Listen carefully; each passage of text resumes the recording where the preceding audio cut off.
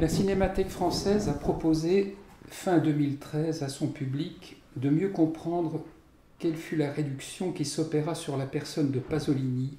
et ce, à partir de son arrivée à Rome en 1949,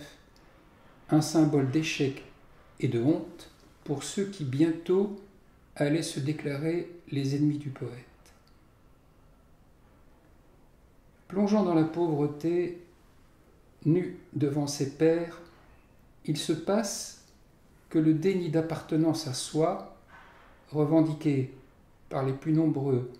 en pleine montée néofasciste, va le pousser au centre de l'arène sociale. Pour un peu,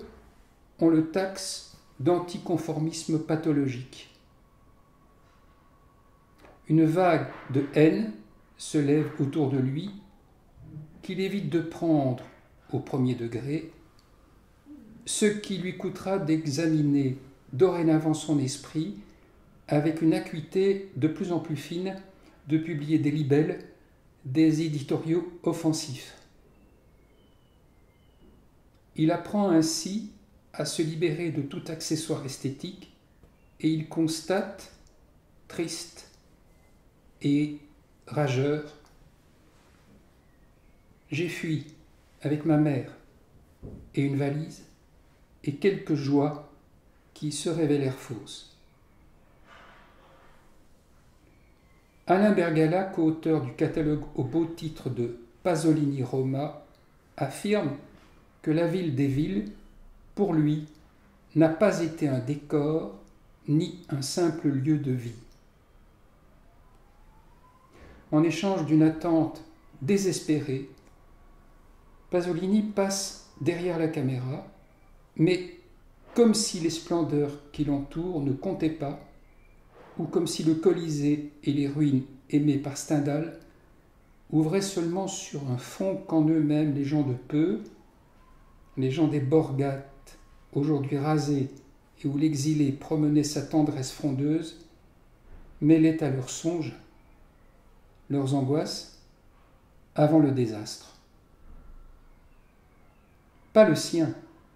pas celui de Pasolini, non, celui qui rend inutile, suicidaire, l'empoignement avec le faux semblant qu'il combattit, de nos jours, le modèle global, indifférencié et proliférant qu'avantage le capital spéculatif, bien au-dessus de Rome.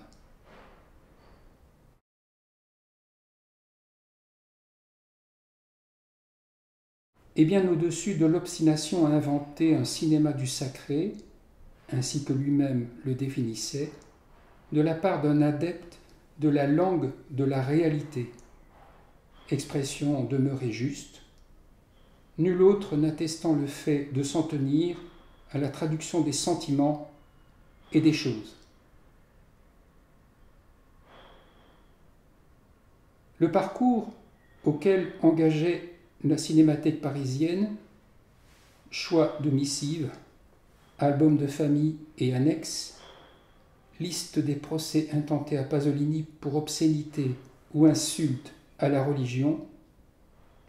illustrait de façon discrète et cohérente ce que Rome lui apporta, modifia dans son imaginaire. Les quartiers qu'il habita, les contextes, les rencontres avec Laura Betti, Bernardo Bertolucci, Maria Callas, Alberto Moravia empreintes des couleurs que n'affaiblit aucunement la violence du cliché de 1975, une plage à l'aube,